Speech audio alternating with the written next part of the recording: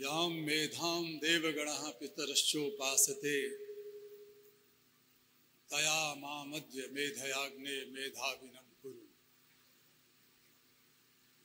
हे ईश्वर, हमें उस मेधा से युक्त कर जो हमारी बुद्धि को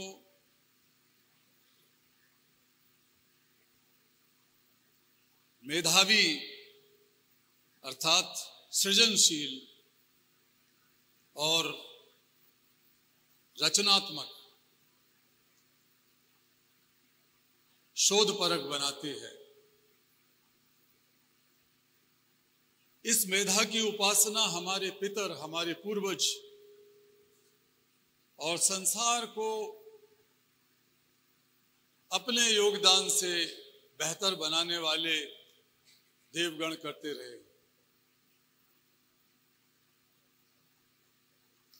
यह प्रार्थना इस कार्यक्रम के लिए सबसे ज्यादा उपयुक्त है। आदरणीय भाई मोहन भागवत जी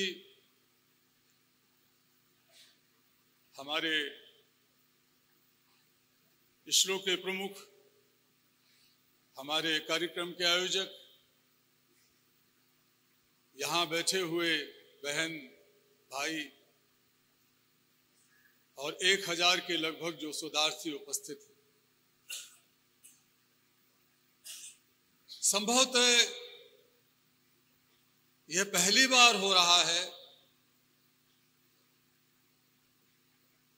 कि करीब 2.25 लाख शोधार्थियों में से 1000 चुने हुए शोधार्थी एक इस टेंट के नीचे बैठे।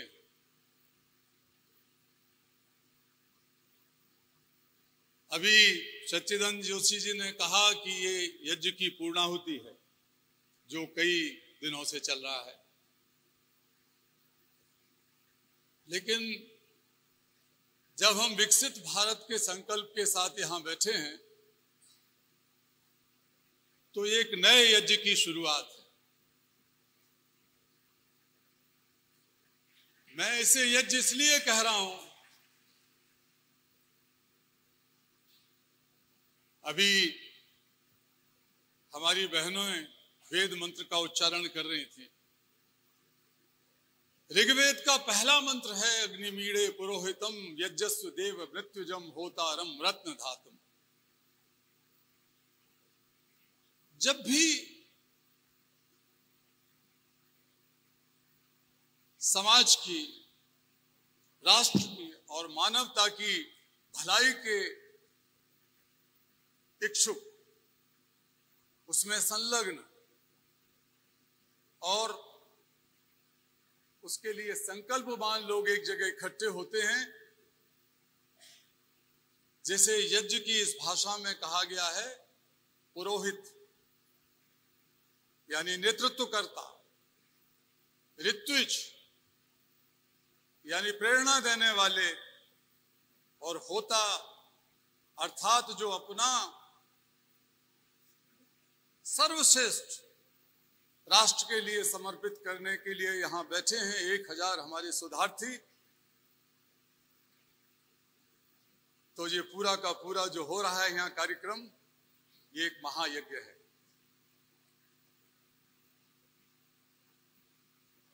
यज्ञ की एक और विशेषता है कि जब हम अपना सर्वश्रेष्ठ आहूत करते हैं तो मन में कोई अहंकार, कोई घमंड, कोई वो भाव नहीं आता कि हम किसी को कुछ दे रहे हैं। हर आहुति के बाद हम कहते हैं इदं नमम, ये मेरा था ही नहीं। जो मुझे इस धरती माता से मिला, जो मुझे उस मातृभूमि से मिला, जो मुझे इस संसार से मिला, अगर मैं उसको लौटा रहा हूं तो मैं किसी के साथ कोई उपकार नहीं करता।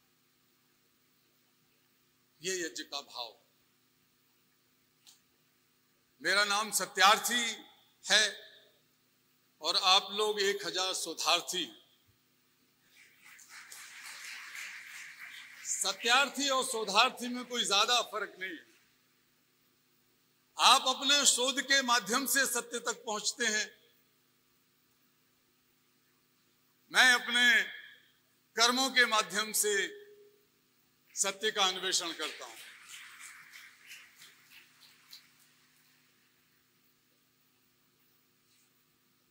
हमारे यहां वैदिक ऋषि ने इसीलिए कहा, यज्ञम वही श्रेष्ठ तमाय कर्म। जो सर्वश्रेष्ठ कर्म है संसार का वही यज्ञ है, और यज्ञ ही सर्वश्रेष्ठ कर्म। और इसका संबंध विकास और प्रगति से सीधा है। यजुर्वेद में हमारे ऋषि ने कहा, युजोत प्रच तिष्ठत, यज्ञ करो और प्रगति करो, ये हमारे ऋषि का आदेश है। इसलिए जिस यज्ञ की शुरुआत आज हो रही है, मुझे यकीन है, मुझे भरोसा है कि इसकी यज्ञ धूम, इसका संदेश पूरे दुनिया को आलोकित करेगा।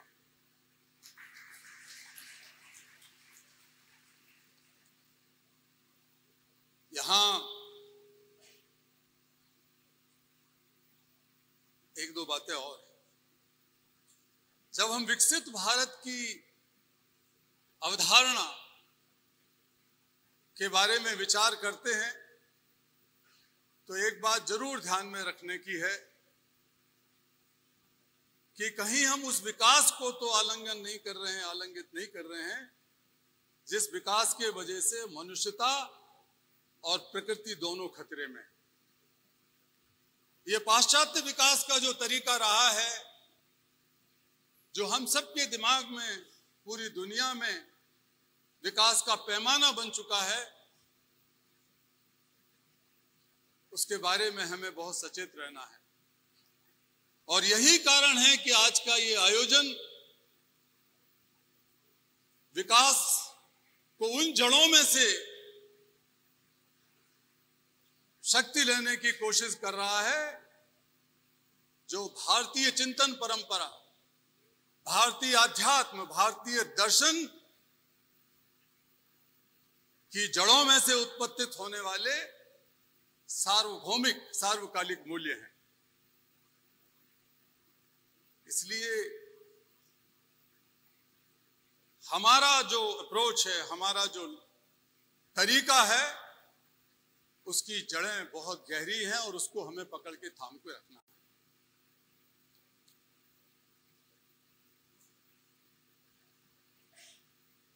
एक बात और है, विकास की हमारी अवधारणा में ये नहीं है कि किसी के साथ लूट खसूट करो, आसपास के देशों में या दुनिया में कहीं जाकर कब्जा करो और उसी को अपनी खुशहाली मानो। भारत के डीएनए में इससे उलट चीज है। जो कुछ भी आप जीवन में हासिल करते हैं, उसको आप कितना गुना करके लौटाते हैं, बिना किसी अभिमान के, बिना किसी घमंड के, बिना किसी उपकार के भाव के, और उससे आपको जो आनंद मिलता है, ये भारत के डीएनए का हिस्सा है।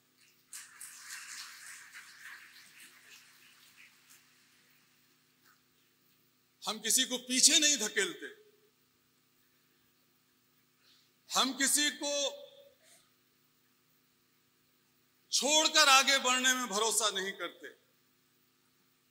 इसीलिए हमारा ऋषि कहता है, संगच्छध्वम संवदध्वम संभो मनांसि जानता।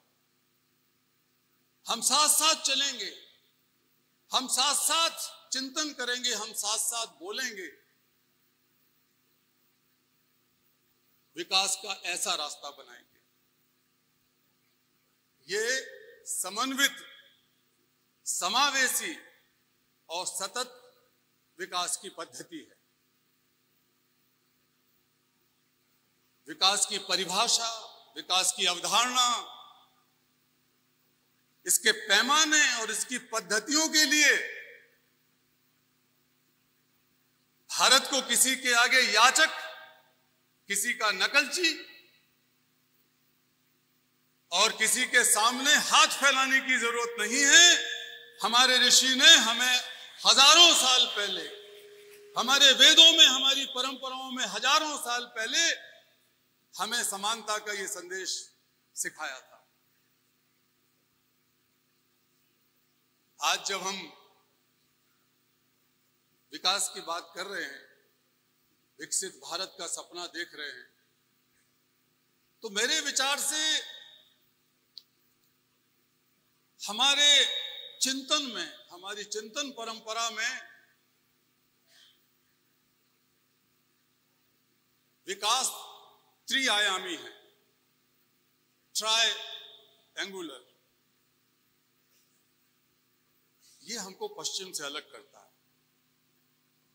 वैयक्तिक विकास, सामूहिक विकास और सार्वभौमिक विकास। वैयक्तिक विकास हमारे शरीर, मन और आत्मा का विकास है। शरीर की हिफाजत, मन को शुद्ध रखना और धर्म और आध्यात्म के माध्यम से हमारी आत्मा को उत्कृष्ट बना के रखना, बलवती बना के रखना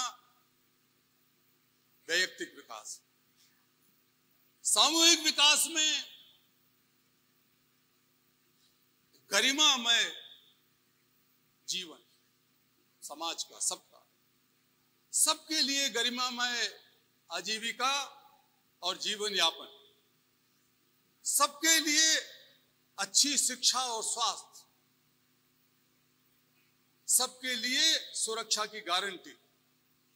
सामूहिक विकास में सबको मिलकर साथ साथ करना पड़ता है।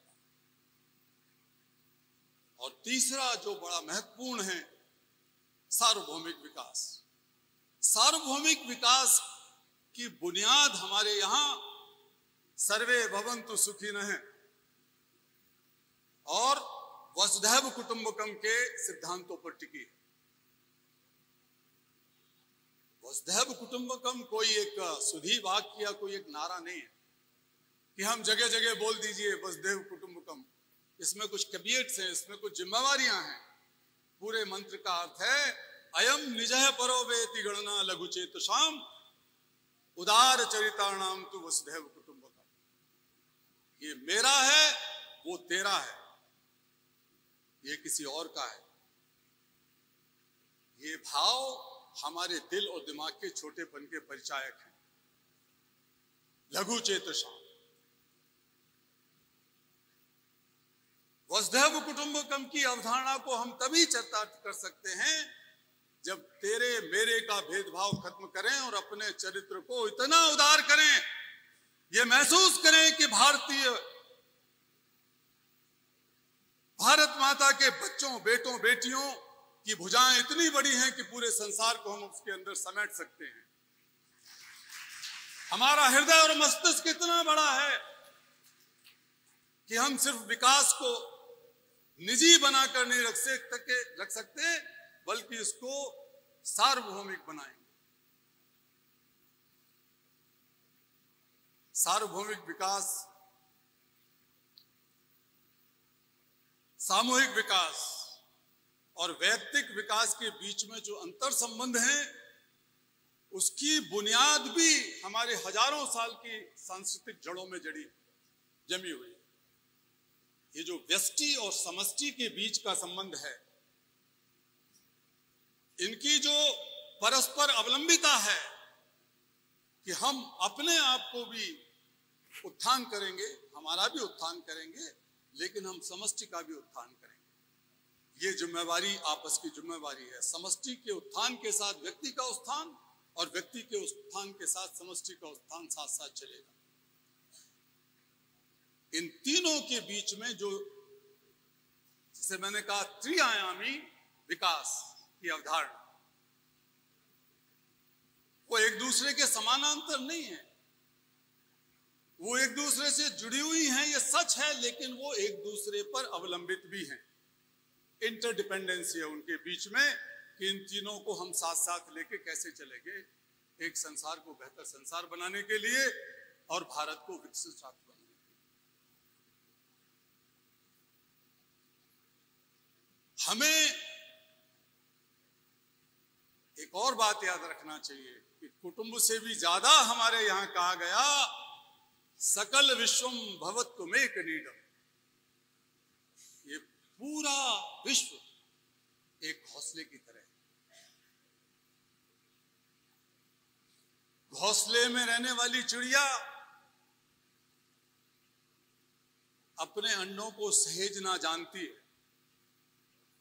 वह चिड़िया जब चूजों की चोंचें खुलती हैं तो उसमें पानी की बूंदों और दाने से उन्हें शक्तिशाली बनाना जानती है। वो चिड़िया विश्व बैंक या IMF के दरवाजे खटखटाकर आर्थिक सिद्धांत सीखने के लिए नहीं जाती। वो चिड़िया किसी बहुत शक्तिशाली राष्ट्र से हाथ मिलाकर ये करने नहीं जाएगी कि आप हमें बताइए। ये हमारे DNA का हिस्सा है। हम जानते हैं कि हमारी चिड़ियाओं को हम इतना शक्तिशाली बनाते हैं, घोंसले के अंदर चिड़िया अपने चूजों को इतना स्वावलंबी और शक्तिशाली बनाती है कि वो एक दिन उड़कर अनंत आकाश को चुनौती देने लगती है।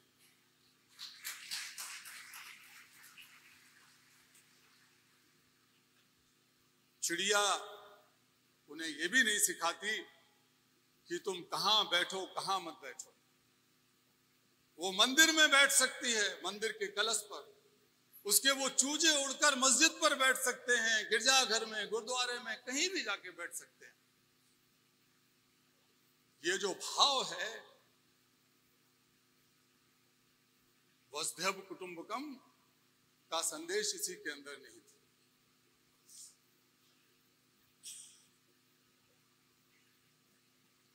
यहां पर जो लोग बैठे हैं, इस यज्ञ के होता, ऋत्विज और पुरोहित, ये निश्चित तौर पर एक नए इतिहास की रचना करने के लिए बैठे हैं। जब भी दुनिया में भारत को न केवल विकसित राष्ट्र बल्कि भारत को, संसार को नई सभ्यता, नई संस्कृति, नए विकास की अवधारणा देने का इतिहास लिखा जाएगा, आज की ये घटना उस इतिहास में स्वर्ण अक्षरों में लिखी जाएगी। 1000 शोधार्थी और युवा यहां बैठे हुए हैं। हम एक बात और यहां कहना चाह रहे हैं कि जब हम इन विकास की अवधारणा, इस विकास की त्रिआयामी अवधारणा को देखना चाहते हैं और उसे लागू करना चाहते हैं विकसित भारत के निर्माण के लिए, तो हमारे वैयक्तिक विकास में व्यवधान कौन से हैं, उसमें शोध की जरूरत है। हमारे सामूहिक विकास में कौन से व्यवधान हैं, उनको हम कैसे दूर करें, शोध की जरूरत है। और हम सार्वभौमिक व्यवधान कैसे दूर करें, कुछ बातें इसमें हैं। मेरे विचार से ये जो भूख है पूरी दुनिया की एक समस्या है, बेरोजगारी है पूरी दुनिया की समस्या है, गरीबी है पूरी दुनिया की समस्या है। विज्ञान और टेक्नोलॉजी इसमें बहुत बड़ा योगदान दे सकती है। समाजशास्त्रीय विश्लेषणों की शोध और अध्ययन इसमें बहुत बड़ा योगदान दे सकते हैं। हम कृषि और खाद्य सुरक्षा की नई नई तकनीकें ढूंढने की कोशिश कर सकते हैं। जब हम आर्टिफिशियल इंटेलिजेंस की अच्छाइयां देख रहे हैं, उसमें कमियां भी हैं। ये जो मशीनी बुद्धि है, अगर इसमें मानवता का अंश चला गया, मानवीयता का अंश चला गया, तो ये बहुत विवत्स खतरनाक चीज बन सकती है। इसलिए मैं कहता हूं कई जगह, भारत में भी और बाहर भी, कि how to incorporate artificial intelligence with compassionate intelligence. Compassionate intelligence, जहां आप दूसरों के दुख दर्द को, तकलीफ को, समस्या को अपना समझें, लेकिन समझकर चुपचाप अनुभूत करके ना बैठ जाएं, पूरे संकल्प के साथ, पूरे मनोबल के साथ, पूरे सामर्थ्य के साथ दूसरों की समस्या का समाधान ढूंढें, अपनी समस्या समझकर। हमें वो समाज बनाना है जहां समस्याओं का रोना रोने के बजाय हम समाधानों की संस्कृति की रचना करें। हमें वो राष्ट्र बनाना है जहां समस्याओं के ईंधन में से हम समाधानों की अग्नि प्रज्वलित करें और उसके प्रकाश से पूरे विश्व को आलोकित कर दें। ये काम हम नहीं तो और कौन करेंगे। मैं कहता रहा हूं, अपनी बात समाप्त करने से पहले फिर से दोहरा देता हूं कि दुनिया समस्याओं को जानती है।